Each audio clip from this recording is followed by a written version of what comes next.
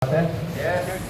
Ngayong umaga, meron tayong isa na namang napaka-controversial na tao na paborito ng mga manunungkit ng salapi. Ang pangalan, si Melchizedek. Yes. Sino sa inyo nakakilala kay Melchizedek? Wala. Sino sa inyo nakarinig na ng pangalang Melchizedek? Yes. Yeah, marami Bago tayo pumunta kay Melchizedek, meron pa tayong kulang konti kay Malakayen.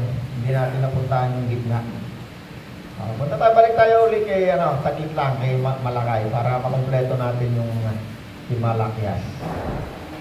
Malakias chapter 1. Babalikan ko lang naman ng konti bago tayo marangada ulit.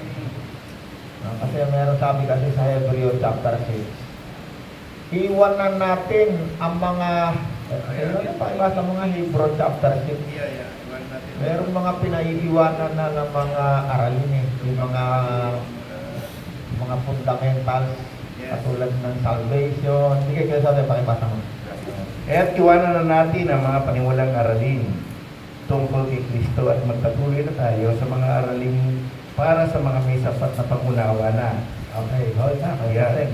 Sabi ni Apostol Pablo, kung minsan ay kailangan din natin pag-aralan yung iba pang mga aralin sa Bible Yeah. After nyan, pag nire-diretso mo dyan, nandiyan papasok dyan si Melchizedek. At ang pagkapunong pari ni Kristo. Yung pagka lumalalim tayo ng konti. Pero bago natin puntahan yan, balikan muna natin, meron akong naiwang kapirasong aralin kay Malakay. Yeah. Okay. Sabi dito sa aklat ng Malakay, Malakay chapter 1, ang aklat na ito ay naglalaman ng mga pahayag ng Diyos ni Yahweh tungkol sa bansang Israel. Okay, alam natin na ito ay para sa bansang Israel. Malakay 4, verse 4, sabi dito ni Malakay, alalahanin ninyo ang mga itinuro ni Moses, ang mga tuntunin at kautosang ibinigay ko sa kanya sa bundok ng Sinai upang sundin ng bansang Israel. Okay. Maliwanag sa umpisa, sa dulo, at maging sa gitna na ang aklat ng Malakay, ito'y espesipikado na para sa bansang Israel. Okay, maliwanag tayo dyan Yes. Okay, pupunta tayo rito. Pupunta na tayo sa gitna, yung paborito ng mga manunungkit ng pera sa bulsa. Malakay chapter Malakay 3. Ako muna tayo sa 10, doon muna tayo sa 9. Malakay 3, 9. Hanggang ano ba ito? Isa ko muna sa 9. Yeah. Sinumpa ko kayong lahat sapagkat ako'y pinagnanakawan ng buong bansa. Okay. Sino yung tinutukoy? Anong bansa? Israel. Sino yung sinumpa? Ikaw ba? Ikaw ba? Ikaw ba kayo, Sosen? Ikaw ba yung ikaw kaya yung tinutukoy rito sinumpa? Hindi, sigurado. Ikaw ba yung Rod? Kaya? Tayo kaya yun? Hindi.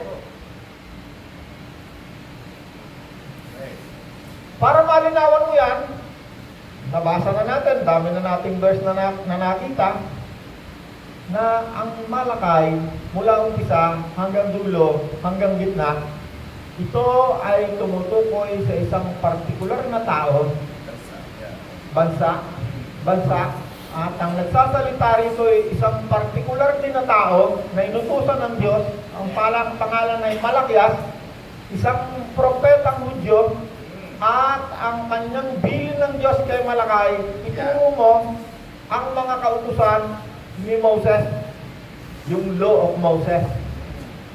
Na hanggang ngayon, pilit yang yung tinuturo ng mga tinatawag nating manchatsane. No? Kasi kaya yung bulsa nyo, pag yan may nagtuturo tungkol kay Malakay, sarahan nyo yung zipper ng bulsa nyo. Lagyan nyo ng padla, kasi tsatsanihin na yan. Kung paano siya tumatsane ng mga kautusan na galing sa lumang tipan. Yeah. No? Meron nga nakipagtalo sa akin ng isang beses. Pero wala, pasahin mo. Sabi dito, hindi ka mawawalan ng visa. ang kudlit man. Sabi gano'n, ay, teka muna eh, pinutol ko lang agad eh. Hanggang hindi nagaganap ang lahat ng ito. Correct. At ito'y ginanap na ni Kristo. Yes. Right. Alright? Kasi maraming tao, di mga paniwala, meron nga isang abogado, eh, talak na. Kung nasikim yung kanyang damdamin eh. Kaibigan ko pa ng mga abogado eh.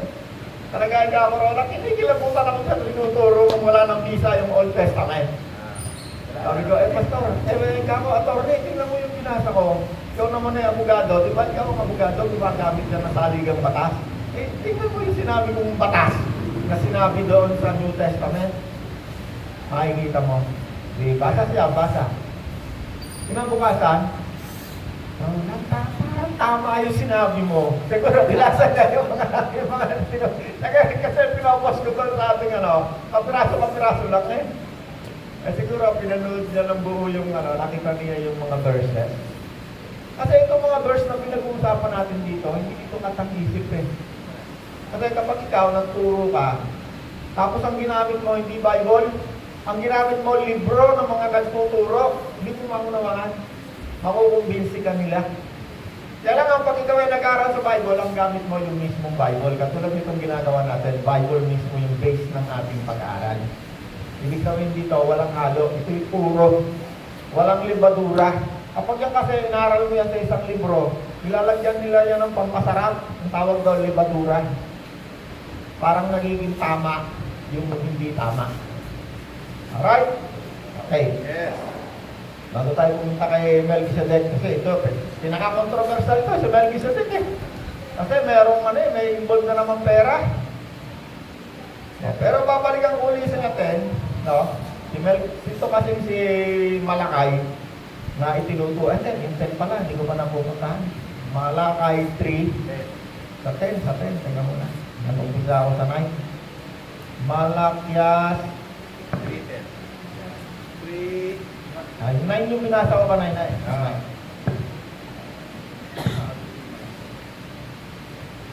Alright. 3:10. Malakay 3, nag-umpisa ako sa 9. Sabi rito ng si Malakay, isinumpa ko kayong lahat dahil ako'y pinagnanakawan. Tama ba yung binabasa ko? Yes. Yes, right. Isinumpa ko kayong lahat dahil ako'y pinagnanakawan ng buong bansa. Bansang Israel, siyempre. Tuloy mo ba kayo sa English? Dalhin ninyo ng buong buo ang inyong mga ikasumpung bahagi sa tahanan. Dalahin ninyo ng buong buo. Sabi, walang kulang ha? Yes. Buo. Sa tahanan Ng Diyos ng Diyos upang matugunan matugunan ang pangangailangan sa aking tahanan. pangangailangan sa aking tahanan. No? Okay.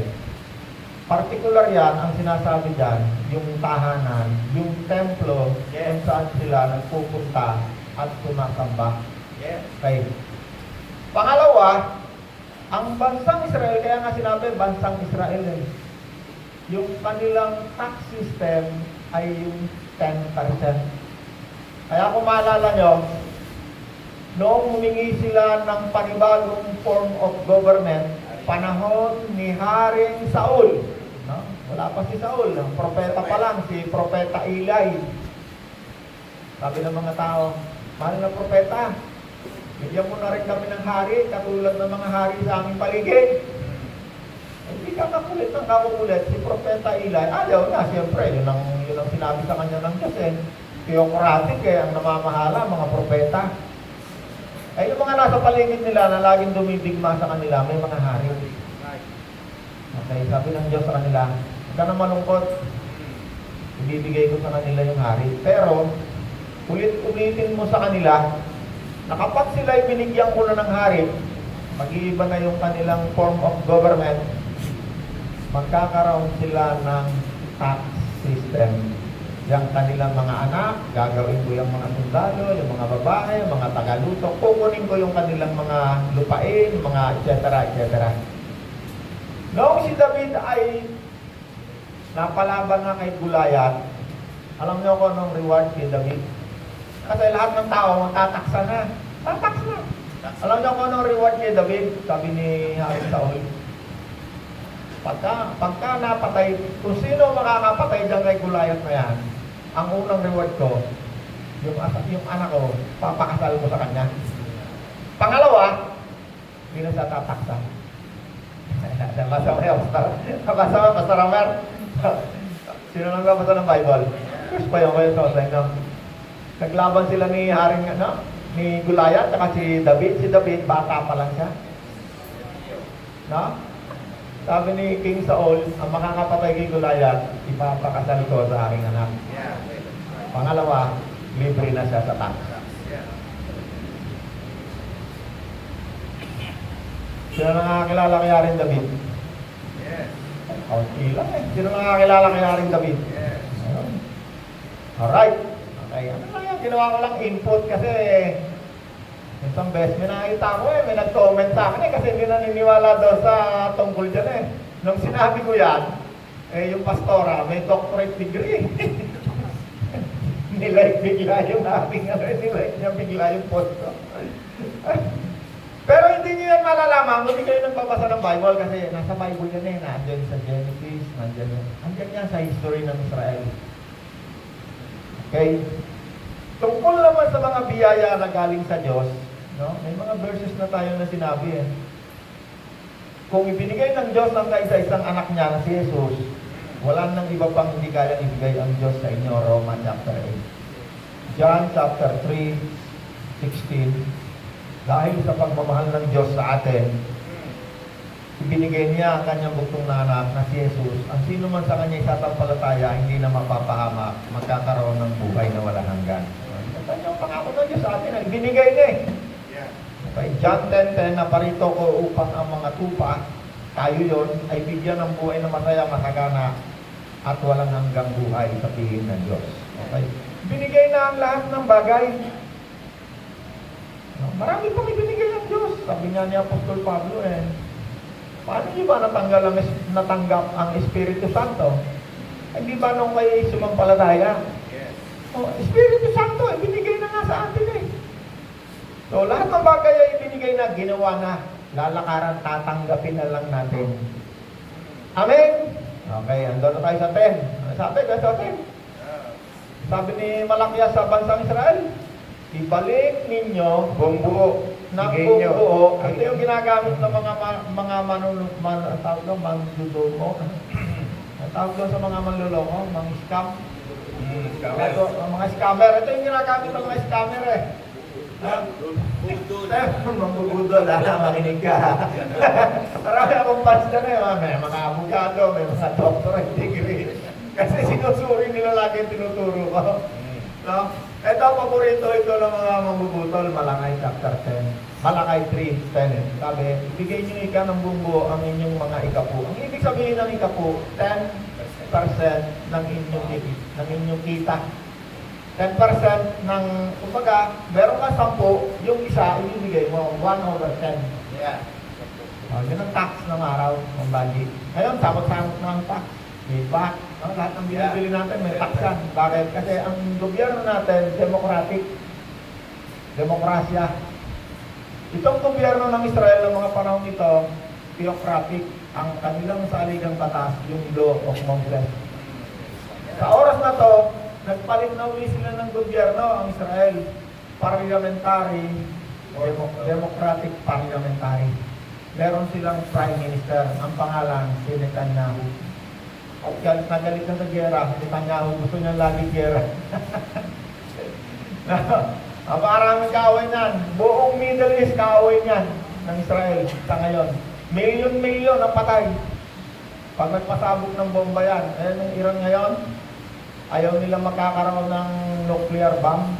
Kasi isa sa pinakamahimpit nilang kaaway ang Iran. Mayaman yan at saka makapangyarihan. Amen! May natutunan na tayo. Yes. Ito na. Ayun, dumating na si Madam. Yan yung aking kaaway lagi sa ikapu nung tinuturuan ko nung minsan, share ko lang yung aking karanasan dyan sa nagtuturo sa akin sa ikapu si Malakay. No? Nung minsan, mayroong nag-challenge sa akin hindi lang isa ilan na. Wala. Dahil sa tinuturo mo, ang hirap ang buhay mo. Ganon. Nga naman, kala niya matitinan niya ako. Kasi pag ikaw nakaupo ka sa salita ng Diyos, yun kasi pundasin niya eh. Amen. Pag hindi mo alam ang salita ng Diyos, matitigatig ka dyan kasi matatakot ka dyan. Roland, maghihirap na tayo, tinuturo mo yan. Kami naghihikap mo. Hindi tinanggap ko yung challenge eh. Sige, sige, tanda mo sinabi mo ha. Ang maghirap sa ating dalawa, yun ang may maling katuruan na nakuha sa Bible. Wala pang 3 buwan eh, lakad na, takbo na sa akin eh. Wala ko yan. Tama nga yung sinasabi mo, kuya. Sumukuha ka, may 3 buwan pa lang eh.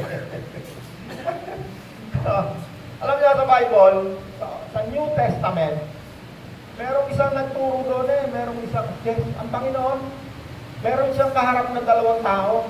Itong isa, sabi niya, ako'y nag-aayuno, at ako'y nag-iikapo. Sabi niya gano'n, ako yabang na yabang sa Panginoon eh. Verse yun namin sa Lucas chapter 18, 12. Lucas 18:12. Pakibasa mo nga kayo sa inyo, no? Tingnan natin kung sino ang kinalugdan ng Diyos doon sa dalawa. Yung kaya nag-iikapo, nakiyabang-yabang, na pinagmamalangpan, nag-aayuno pa eh. Yung pag-aayuno, pag-iikapo, yan ang primary teaching sa Old Testament. Yung mga Hudyo, yun eh, meron niyang every week yata yan eh, every month, meron niyang panahon na hindi kumakain na nag-aayuno kasi nakalagay din doon sa law. Yeah. No? Kaya nung ang Panginoon ay lumalakad sa ano eh, sa bukid, kumuha ng pagkain. Aba, eh bakit di ka kumakain ng mga ano eh? Ano ngayon ikaw? Oras, araw ka ngayon ng ano, ng pag-aayuno. Kasi yan sabi, ay baka mo. Yan, sinabi rin niya ang kaliningaging ito sa mga taong mababa ang tingin sa iba, nag-aakalang siya ay matwid. Lucas 18 verse 9. verse 9. May 2 lalaki pumasok sa templo upang manalangin. Ang isa ay pariseyo at ang isa ay maniningil na buwis. Sino ang nagsasalita dyan kay Jose? Si Jesus ang Si nagkukwento. Kristo, ang Yeah. Panginoon. Yeah. Okay, sabi. Tumayo at may 2 lalaki pumasok sa templo upang manalangin. Ang isa ay pariseyo at ang isa na may maniningil ng buwis. Alright. Tumayo ang pariseyo at manalangin ng ganito tungkol sa kanyang sarili. Pariseyo, ibig sabihin ng pariseyo, isang religious group Yeah. na ang base niyan ang galing sa law of Moses. Yes. Okay? Yeah. Ang sabi? Sabi ng pariseyo sa kanyang sarili, O Diyos, nagpapasalamat ako sa iyo sapagkat hindi ako katulad ng iba na mga magnanakaw, mandaraya, mga kalimnya o kaya katulad ng maniningil na buwis na ito. 2 beses ako nag-aayuno sa loob ng 1 linggo at nagbibigay rin ako ng 10 bahagi mula sa lahat ng aking kinikita. Okay, tingnan niyo yung kausap ng Panginoon ha. Sabi sa kanya, Jesus, Guro, teacher, ako'y nag-aayuno, no? At ako'y nag-iikapo ng lahat ng aking kinikita. Tingnan nyo ha, kayabang-yabang pa ha. Tingnan natin kung ano mangyayari. Sige, tuloy. Samantala, ang maniningil ng buwis na may nakatayo sa malayo at di man lang makatingin sa langit, dinadagupan niya ang kanyang dibdib at sinasabi, O Diyos, mabag po kayo sa akin na isang makasalanan. Sinasabi ko sa inyo, ang lalaking ito'y umuwing pinatawad sa kanyang mga kasalanan, ngunit ang una ay hindi sapagkat ang sinumang nagmamataas ay ibababa at ang nagpapakumbaba ay itataas. Okay, ano ulit sabi ni Jesus? Yeah. Tandaan ninyo, umuwing kinalulugdan ng Diyos ang isang lalaking inamin na siya'y makasalanan, Ngunit ang una ay hindi. ngunit ang mayabang na ako, Pariseyo. ikay nag-iikapo ng lahat ng ating Kinikita. maaring totoo yun, maaring ginagawa talaga niya. Mm. Pero dahil sa kanyang ginagawa, siya ay naging mapagmatahan. Kaya marami ngayon yung mga nabubutol eh. Aba, sino dito nag-iikapo? Sabi na magbubutol. Taasa naman lahat ang kamay. Tayo nga yung kaya nag-iikapo dyan. Naku, ako lang may iiwan. Tayo na rin ako, nahihan naman ako ng mga tao. Kaya nga, si Jesus mismo ang nagsasabi, sabi niya, yung makasalanan na nagpakumbaba ay kinalugdan. Pero yung isang mayabang na sinasabing, abay, lahat ng binibita ko binibigay mo yung ikapo mo. Hindi nga natin alam kung totoo yun. No? Yeah. Ano pa sabi? Abay, Nag-aayuno pa ako. Hindi lamang ikapo doon sa Old Testament. Nag-aayuno pa ako. Yeah. Speaking of pag-aayuno, alam nyo ba, ako 7 taon ako, hindi ngayon ko lang sasabihin ito, hindi ko ito sinasabi, matagal na itong panahon. 7 taon ako yung nagpa-fasting every Friday. nung mga unang panahon. Yeah. Natigil lang yun, ako'y nagkasakit. Hindi dahil ako'y nagpapakting. No? Pag kayo ay merong ginagawa, huwag nyo nang ipagyayabang. Right. Para yung ating Diyos na nakakakita ng lilim na inyong ginagawa, ang siyang magpapala sa inyo. Palakpakan natin. Yes. Alam niyo kung anong pinagpaayon ko noong mga panahon na yon? Number 1, kada araw ng bali nyo, nakasweldo, pagkaloob ng Panginoon. Yes. Meron ba sa inyo rito, kahit isang Wednesday, isang Saturday, hindi nakasweldo? Wala naman. Bakit? Yung aking Diyos na aking pinanalanginan, sinubad lahat ng aking panalangin. Yes. Ayaw ko, baka meron dito makakapagsabi. Lolan, ako Sabado eh, hindi mo ko pinabali lang binigyan sa akin. Lolan, hindi mo ko pinabali. Eh siguro, merong minsan-minsan hindi ko pinabali. Katulad na, isang beses. Kung na matanda ko, sino eh. Papali ako ng 2,000, ang aking ano to, nasa ospital. Eh di siyempre, mabait nga naman tayo pag sa ospital. Eh tinanong ko naman ngayon, saan ospital naroon? Ito na, tinanong ko, saan ospital naroon? No, ano sakit? Naku, hindi masagot, katagal-tagal. Siguro nag-iisip siya, ikaw anong sasagot eh. Ang sagot sa akin, hindi pa ho niya alam kung saan ospital. Ay, lang. Bogus. So, pag ganon, alam mo na, bogus, alam nyo, ang Diyos, nagbibigay yan ng karunungan. Right. Kung kayo ay marunong, mas marunong ako sa inyo. Dahil sa Panginoon. Yes. Sabi ng Diyos, wag kang paloloko sa mga maloloko. Parang dito ba yun? Kung kalala, hindi ko naman sinabi ang pangalan mo. Ang sinasabi ko, mayroong ba sa inyo na makakatayo rito, araw ng sweldo, Sabado, hindi nakasweldo dahil walang pampasweldo si Carolan. Taas ang kamay nyo, sige, magre-resign ako ngayon din. Wala. Bakit? Sa 30 taon, palakpakan natin ang Diyos. Sa loob ng 30 taon, 7 taon, nag-ayon na ako. Mula na ako'y mag-umpisang magnegosyo. Bakit? Ayaw ko nang hindi susweldo ang tao. Kasi nagtrabaho ako sa abroad, sa Saudi, kasi 4 months bago kami nakasweldo. Kaya sabi ko, Lord, bigyan mo ako ng negosyo. At pag ako'y nagnegosyo, kahit isang linggo, hindi pwedeng hindi sila susweldo. Pero ikaw ang mag-provide ng kailangan mo. Right. Tinupad lahat ng Diyos hanggang sa mga oras na ito. Bakit? Ang ating Diyos ay Diyos ng himala. Amen. Ibig sabihin ng himala, hindi mo kayang paliwanan. Tama. Tulad ng mga dumadaring pagkain. Alam niyo, sa Bible, marami diyang mga tao na ang pagkain, hindi niya problema. Kasi doon sa lalagyan niya, kung saan bumabalong. Yes. Amen. Right. No? 3 taon, kung saan bumabalong ang pagkain. Yung oil, kung saan dumadami. Yeah. Hindi nga alam pa paano.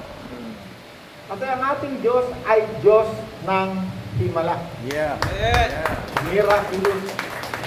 Isipin mo, tatayo ba ako rito ng 30 taon kung wala akong nakitang himala sa Diyos? Tama. Kuya Jose, magtuturo ba yan ang salita ng Diyos kung wala yung nakitang himala sa Diyos? Amen. No? Kuya Jose nga, narinig ko eh. Sabi niya, nakipag-usap siya sa Diyos eh. Yeah. No? Kasi yung asawa niya, natatakot eh, nangangaral siya eh. Paano ikaw mga anak natin, hindi makapag-aral, pupulutin tayo sa angkungan. Sabi ganyan ng asawa niya. Yeah. Eh di sabi niya sa Panginoon, no? Sabi niya sa asawa niya, Pinulang. obserbahan mo sa 3 buwan. Pag tayo'y walang kinain, hindi ako magtuturo ng salita ng Diyos. Abay ngayon, puro manager. Puro valedictorian ng mga anak. Bakit natin ang Diyos?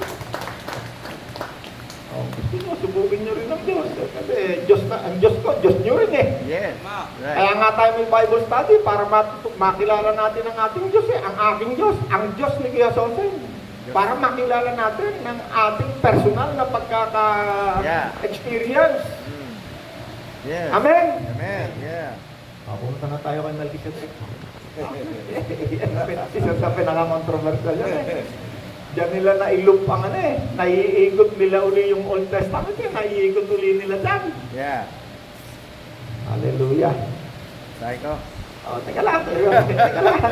Relax ka lang. Relax ka lang kasi pag yan ay hindi mo iningatan eh, ano dyan, delikado tayo dyan. Napapana tayo ng mga... Merong tatlong lugar Si Melchizedek ay binanggit sa Bible. Yeah. Pero ang pinakapaborito nila dito, Mm. yung doon kay Genesis, kay Abraham na nagbigay ng ikapu at saka doon sa Yeah. Hebrew chapter 7. Pero Yeah. patayin muna natin yung awit 110 Oh. verse 4. Yeah. Psalm 110 verse 4. Pero pakibasa kayo sa atin. 110 verse 4. Itong sabi sa tutubog kay Melchizedek.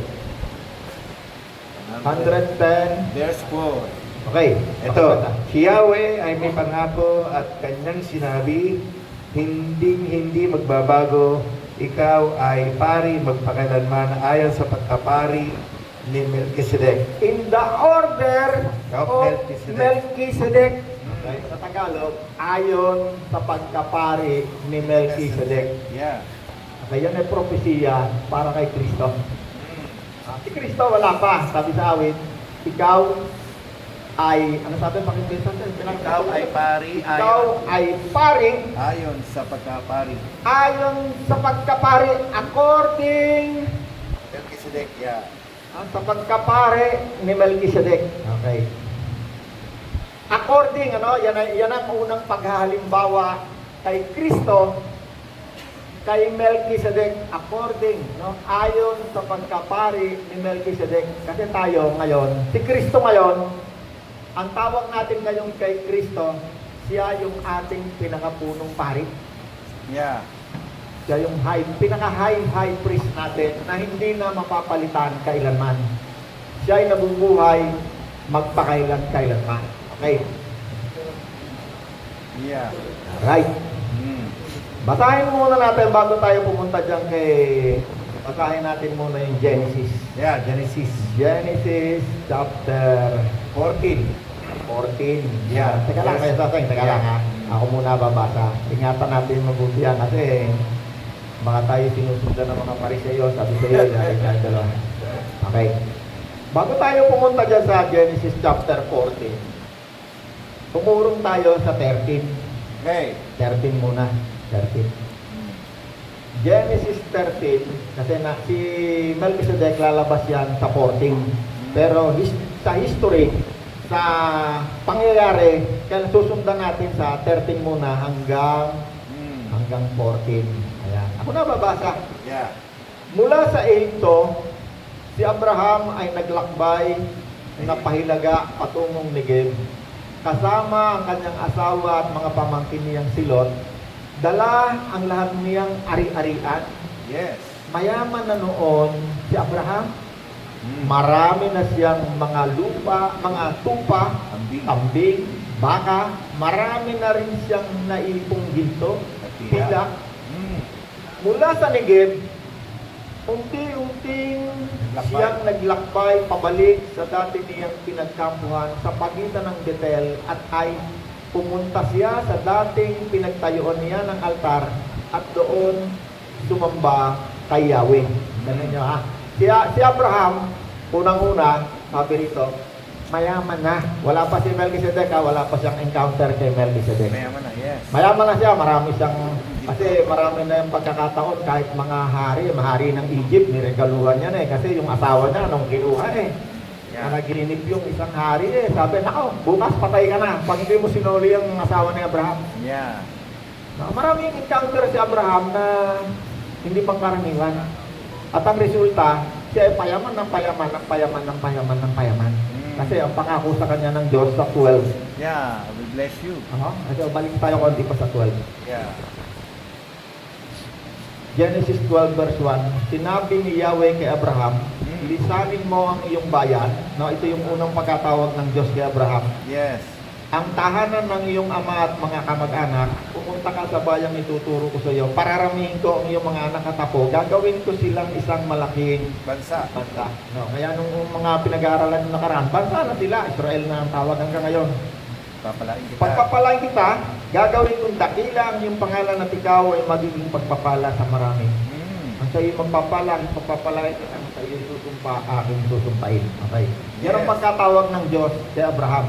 Yeah. Isang malaking pagpapala ang naghihintay sa kanya. Sa 13, sabi rito, bago siya magkaroon ng encounter kay Melchizedek, siya ay isa ng mayaman. Marami na siyang ari-arian. At meron siyang isang napakahalagang katangian. Kahit saan siya makarating, sabi rito, Masamba sa Diyos. siya ay gumagawa ng altar at sumasamba sa Diyos.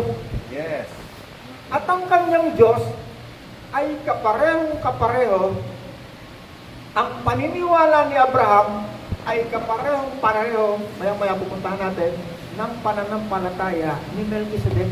Yes. Sila ay parehong naniniwala sa isang Diyos na lumikha ng langit Langit at lupa. Na may-ari na lang. Mamaya makikita natin yan dyan sa verse na yan.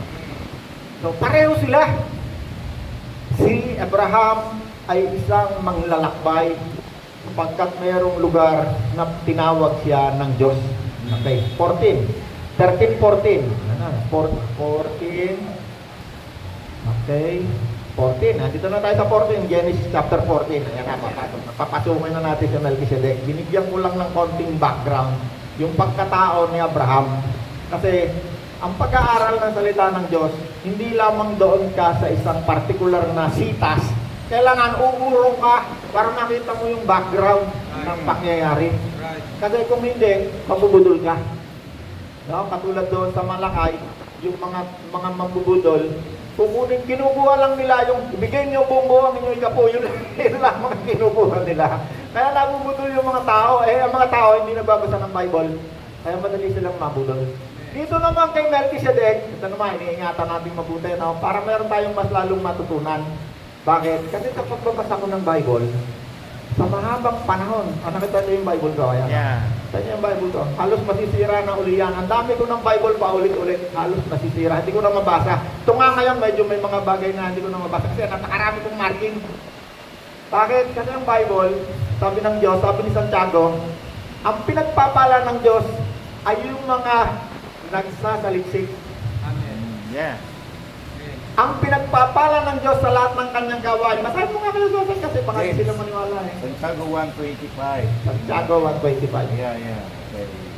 Ang pinagpapala ng Diyos sa lahat ng kanyang gawain ay ang mga taong nagsasaliksik. Yeah. Hindi mga tagapakinig lang. Kaya pala ako super blessed ako eh. Bakit nagsasaliksik ako? Yung mga pananiniwala ng mga ordinaryong tao, hindi ko pinaniniwala na. Bakit iba yung aking views? Ang taong nagsasaliksik Ang taong at nagsasaliksik nagpapatuloy sa pagsunod at nagpapatuloy sa pagsunod sa utosang ganap na sa nagpapalaya. isang ganap na nagpapalaya. Ang pagpapalain ng Diyos sa lahat ng kanyang gawain. Ang pagpapalain ng Diyos sa lahat Siya ng ang taong kanyang gumagawa gawain. at hindi nakikinig lamang. Siya ang taong gumagawa at hindi nakikinig lang. Yes. Sino roon papalain? Yung nagsasaliksik, hindi tagapakinig lamang. Yeah. Kaya ako, hindi ko alam, nagsasaliksik pala ako eh. Hindi ko nare-realize na yung itinuturo sa akin, iba yung nakikita ko. Kasi meron akong pagsasaliksik personal.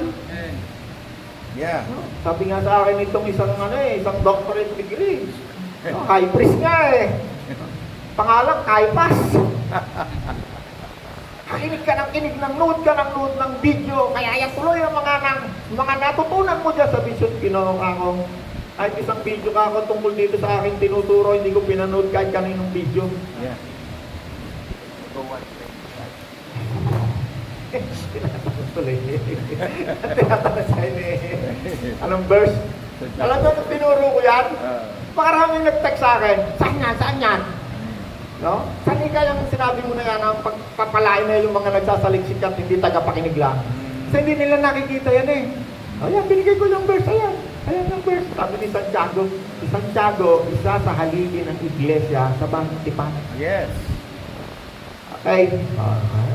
Dahan-dahan lang para mas maintindihan natin kasi pag binigla mo yan, ang susuot sa isip mo dyan, kung ikaw ay naturuan ng tungkol kay Melchizedek, ang papasok sa isip mo, yung itinuro sa iyo. Ito, ang itinuturo at pinag-aaralan natin ngayon, puro, walang libatura, galing sa salita ng Diyos. Amen. Okay? Basa na ba tayo? 14? 14:18. Okay. One muna ito, para, kasi diretso tayo, buong 14. Binigyan lang natin ng background, historical background, yung paglabas ni Melchizedek. Okay. Una, sa 13, mayaman na si Abraham. Hindi naman naging kapo si Abraham, kaya siya yumaman eh. Wala pa si Melchizedek eh. Meron lang siyang katangian. Anong katangian ni Abraham? Kahit saan siya magpunta, sumasamba siya sa sa Diyos. Amen. Gumagawa siya ng altar. Right. Nagbibigay siya ng handog. Yes. Offering. Kahit saan pumunta sa Abraham, meron siyang katangian, nakatangian din ni Melchizedek. Mamaya makita natin. Sila ay parehong sumasamba sa Diyos na lumikha ng langit at lupa. Ang katangian nga lamang, mamaya pupuntahan natin kay Hebreo chapter 7, itong si Melchizedek ay isang hari at the same time ay pari. Yes. Pero alam mo ba, marami sa Bible na pari eh. Sa Exodus chapter 18, yung biyanan ni Jethro. Jethro. Si Jethro na biyanan ni Moses ay isang Priest na pari. Midian. Pero hindi siya hari. Patalang itong, mamaya lang, titingnan natin sino talaga itong si Melchizedek. Okay, 14. Yeah. O nga pala, itong subject kay Melchizedek, doctorate degree to. Sabi ka sa Hebrew chapter 6, iwan natin muna pasamantala yung tungkol sa pagkamatay ni Kristo, yung mga fundamental. No? Sabi niya, umangat naman tayo ng konti. Kasi kung di ka aangat, marami ng panahon na yon, marami ng mga nambubudol na naggagalain. Kaya nga, minsan nakikipag-away yan sila. Yeah. Naaway nila si Pedro, si Pablo, nakikipag-away sila dyan, yung mga lakad de pera. Okay. Fourth, saan ako kayo Soseng? 14. Okay, hold lang kayo Soseng, ako na lang muna. Nang panahon iyon, Yeah. sinaharing Amrapel ng Sinar, Aryok ng Elazar, Kedolamer ng Elamatidal ng Koyil, ay nakipagdigma kinaharing Bera ng Sodoma, Birsa ng Gomora, Sinab ng Adna, Semeder ng Sublim, at Suwar ng Beta. Okay, sino yung mga hari na yan? Yan ay mga hari na may kanya-kanyang teritoryo. Yes. Nag-away sila. Ay, nag-away sila. 4 laban sa 5. Okay. 4 laban sa 5. Nag-away sila. Pero, nung nag-away sila, ang nanalo, yung 4 na hari, no? Andyan nga yung hari ng Sodoma eh. Andyan din yung hari ng Gomora. At yung Sodoma at Gomora na yan, ng mga panahon na yan, yung kanang kamay ni Abraham na si Lot, ay nandoon nakatira. No? Kasi, kung babalik ka ng kontira para ma-background muli yan, nung panahon na yan, sa sobrang yaman ni Abraham, yung kanyang alalay na si Lot, yung kanilang mga alipin, dahil masyado na silang mayaman, yung kanilang mga kanya-kanyang baka, nag-aaway na yung mga alipin nila. Mga pastol, sabi ni Abraham, hindi tayo dapat mag-away kasi magkamag-anak tayo. Pamangkin kasi ni Abraham si Lot. Kaya sabi ni Abraham kay Lot, Lot, kung mabuti, ganito ang gawin natin. Pumili ka ng lugar na gusto mo at kung saan mo gusto, doon naman ako sa kabila. Yeah. Ang napili ni Lot, kasi yung asawa ni Lot ay isang hindi naman mahadera, yun eh, makalaman. Gusto niya yung city, yung masaya. Pinili ni Lot, city, maliwanag eh, paggabi, wow, city, masarap doon. So, doon sila nagpunta. Pangalawa, maaaring baka inisip ni Lot, eh dito marami akong bentahan ng baka, ng gatas, etc. Lumapit sila doon sa city. Si Abraham naman, eh di, doon siya sa kabilang side. Ngayon, nagkaroon ng gera kasi noong paman, hindi lamang ngayon ng gera, noong paman, meron ng gera. Meron ng digmaan, katulad rin ngayon. No? Diba? Hanggang ngayon, meron digmaan lagi. Sinakop ni Putin yung Ukraine, sinakop yung ganito, ito namang Israel, sinakop yung ganito, ito namang Amerika. Tayo nga, kasasakop lang sa atin ng Kastila eh. 400 years tayong tinakop. Awawala lang natin, akala nga natin, nakawala tayo. Pag alpas natin, Amerika naman ang sumaklot sa atin. No? Okay, background lang yan ha. Ay, lalabas na si Melchizedek. No, kahit na mayroong hindi nakakaalam sa inyo kay Melchizedek, pagtyagaan nyo lang kasi maraming mga bishop na naririto eh. Okay. Alright. Nagyera sila, naglaban.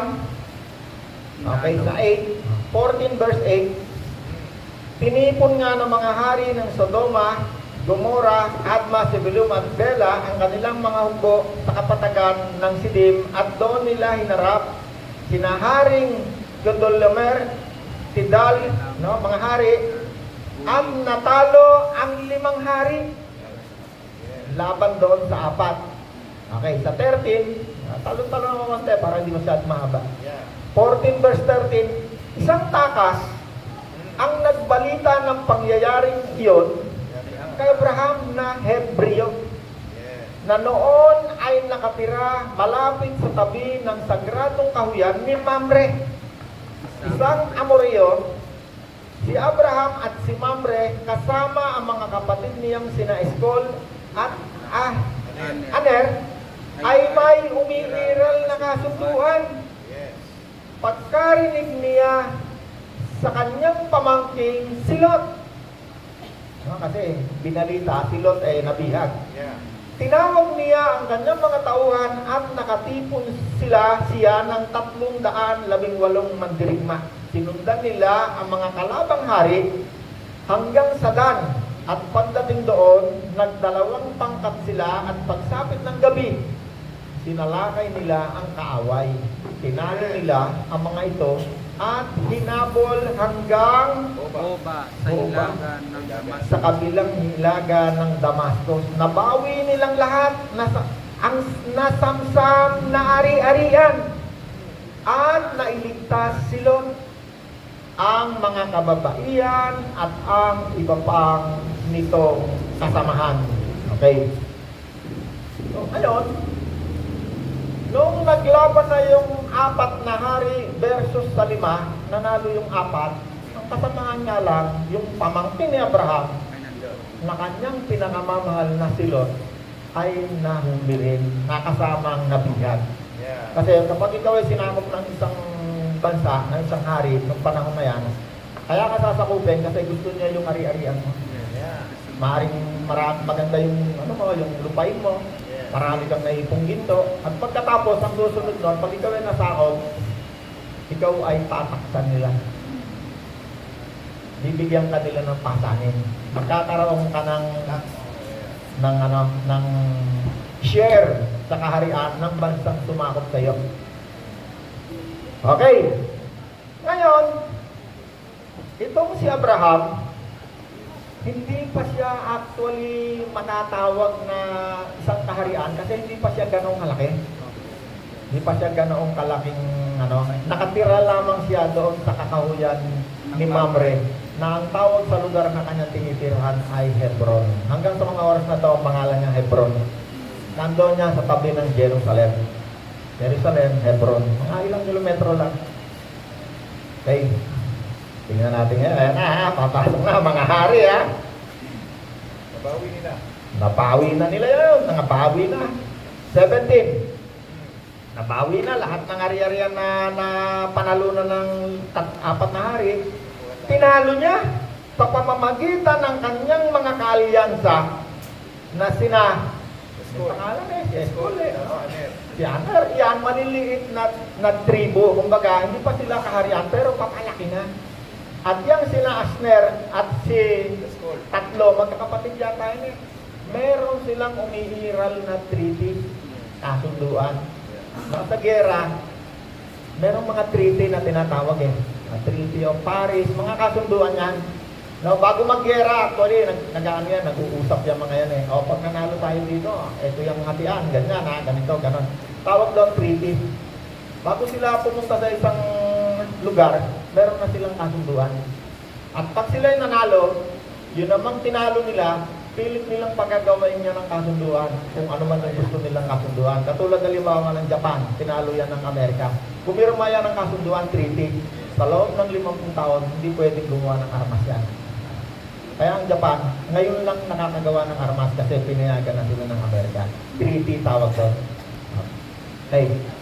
Pangalawa, kapag ang isang bansa pupunta ka sa giyera o labanan, kailangan mo ng tinatawag na provision.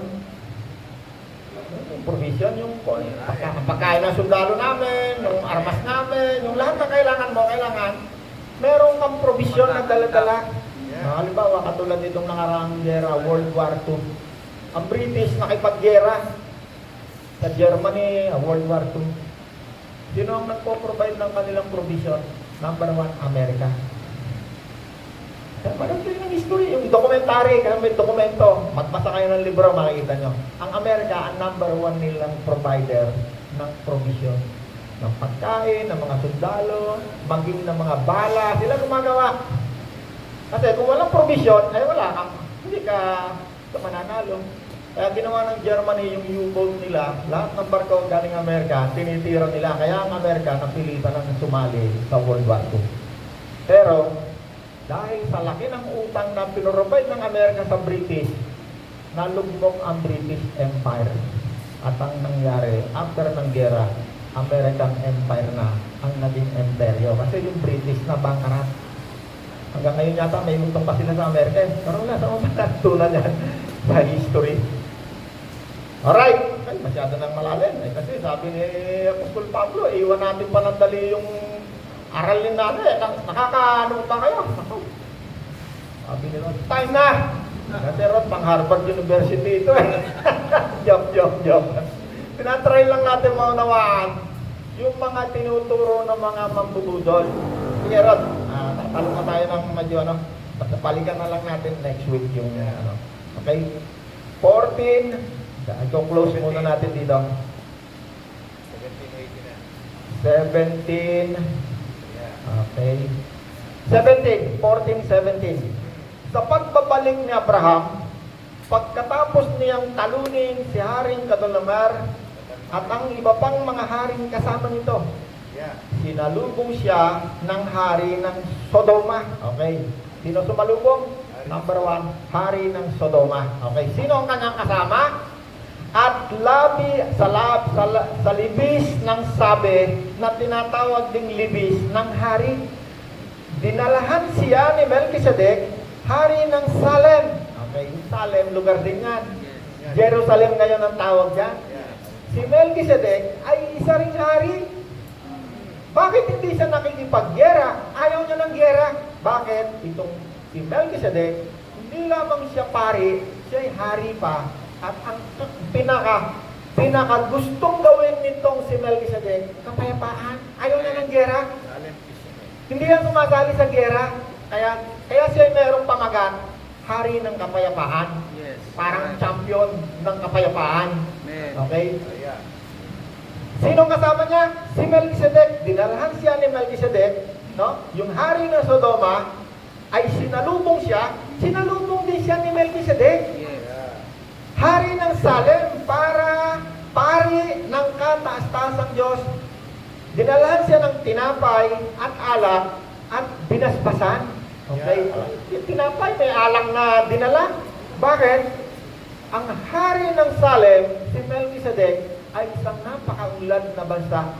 Marami silang pagkain at yung mga pagkain iyan, dahil siya ay alay ni Abraham, meron silang kasunduan din na hindi sila magsasakmalan ni Abraham, ni Haner. Siya ay nagpadala lamang ng provisyon ng mga pagkain sa kanilang tauhan. Alright. Okay. May naiintindihan ba kayo? Okay. Tuloy ko muna ha. Kunti na laron. Pinagpala siya, Abraham. Pagpalain ka nawa, Abraham, sabi ni Melchizedek, ng kataas-taasang Diyos na lumikha ng langit at lupa. Pareho ang kanilang faith. Monolithic silang pareho. Merong isang Diyos silang pinaniniwalaan na lumikha ng langit at lupa. Alam nyo, yan ang isang pananampalataya ng mga Kristiyano na kung isa naliligaw tayo eh. No, marami tayong verse na ang Diyos natin ni isa eh. Isa lamang ang Diyos. Ang Ama, siyang lumikha sa lahat ng bagay. No? Kaya sabi niya, no? Marami tayong verse na eh. Ang Panginoon naman, isa lamang ang Panginoon. Si Kristo. Sa pamamagitan niya inilikha ang lahat ng bagay. Ang mga apostol, pag nananalangin, O Diyos, Ikaw ang lumikha ng langit at dagat at ang lahat ng bagay na naririto. Si Pablo, nung yan ay papatayan, nanalangin sila eh. Binabanggit nila yung Diyos ng Kristiyano eh. Ang Diyos na lumikha ng lahat ng bagay. Amen. Ang Diyos na buhay, kaya nga tayo nakakapaglingkod ngayon sa Diyos eh. Diyos na buhay eh, na lumikha ng langit at lupa. Amen. Isang Diyos na lumikha ng langit at lupa. Okay, konti na lang. Bago natin iwan, para at least nailatag natin ang pundasyon ng tungkol kay Melchizedek. Okay. At ibinigay ni ni Abraham kay Melchizedek ang ikasampung bahagi ng lahat ng kanyang nasamsam buhat sa labanan. Okay, hold on. Ang binigay niya, yung sa samsam sa labanan, hindi yung kayamanan niya nung una, na alaga niya at negosyo niya. Okay. Right. Sinabi naman ng hari ng Sodoma kay Abraham, kasi magkakasama sila eh. Sinalubong siya ng mga hari ng Sodoma kasi tinalo siya, yung hari, nakuha niya. Sinalubong siya, sinabi naman ng hari ng Sodoma kay Abraham, Yun ang lahat. iyon na ang lahat ng bagay na nakuha mo, subalit ibalik mo sa akin ang lahat ng mga tauhan ko. Kasi yung 10% na samsam na nabawi niya, kasama yung ari-arian ng hari ng Sodoma. Right. At nung kinuha na ni Abraham yung 10%, binigay na niya doon sa nag-provide sa kanya ng provision, ang sabi ng hari nito ng Sodoma, kunin mo na lahat, no? Sa'yo na yan. Ibigay mo lang sa akin yung tauhan ko. Kasi akala niya tututol siya eh. Hindi! Kahit nga lahat, pwede mong kunin eh. Sabi ng hari ng Sodoma. Pero ayaw ni Abraham. Sabi ni Abraham, hindi. Kasi nangako ako sa Diyos, hindi ako kukuha sa kahit sino sa inyo. Kahit kaputol man lang ng sandalya. Ang kukunin lamang sa iyo, yung nagastos ng mga kasamahan ko. Yung mga nagamit.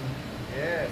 Right. At itong si Melchizedek na nag-provide ng provision sa kanya, abay siyempre naman, pagbalik mo, pero kung siyempre, kung ako si Abraham ang nagbigay ng bilang. No? Kung ako si Abraham, kung gusto ko sana 20, edi 20% sana tayo ngayon. Hindi sinasabing tinuturo ngayon. Okay? 10% ng kanyang samsam, Yes. ibinigay na kay Melchizedek. Okay, sipin natin ngayon. Saan ginamit ni Melchizedek? Yung mga ari-arian, mga lahat ng nasamsam. Inilagay doon sa kanyang kabangyaman. Si Melchizedek, okay, marami pa kasing babasahin ako rito pero hindi na natin mababasa sa Hebreo. Sinabi ron, hindi na itala ang kanyang pinagmulan Kaya nagamit at ko yan. hindi rin na itala ang kanyang kamatayan. Hindi sinabi siya walang pinagmulan kasi ito yung pinanggogoyo sa atin eh. Sa Bible, walang reincarnation, wala rin pre-incarnation kasi magiging tayong Buddha. Opo. Kaya ganon. Opo. Okay? Yung mga itinuro sa atin, itinutulad nila, gusto nila kasi, ito ika si Melchizedek, nagbigay na ika po si Jesus ika, kami ika ngayon yung modernong Jesus na high priest. Si Jesus, nung siya naging high priest, siya ay hindi na maaaring palitan kailanman according sa aking Bible. Walang Correct. modern high priest sa lupa. Sino si Melchizedek? Isang hari. Hindi sinabing siya'y walang pinagmulan na katulad ng tinuturo ngayon ng mga mandarambong na para bang siya raw si Kristo. Walang reincarnation sa Bible. Huwag kayo maniwala ron. Hindi lamang naitala, hindi sinabing wala siyang pinagmulan. Si Jesus kasi naitala ang kanyang pinagmulan hanggang kay Adan eh. Amen. Mula sa kanyang ama, mula sa kanyang ina, hanggang kay Moses, hanggang kay sino yun, sa baha, si Noah, hanggang kay Adan. Malinaw ang pangalan ng mga nanay, tatay. Malinaw rin kung nasa saan ngayon si Kristo, siya'y nasa langit sa kanan ng Diyos at muling babalik. Siya ay pari magpakailanman at hindi na maaaring mapalitan. Right. Okay, dyan na muna tayo tatapos. Medyo nabitin tayo, mahaba-haba kasi yan. Singko. Yes. Okay. Hallelujah. May natutunan ba tayo? Lumay-ngay na. Lumay-ngay na.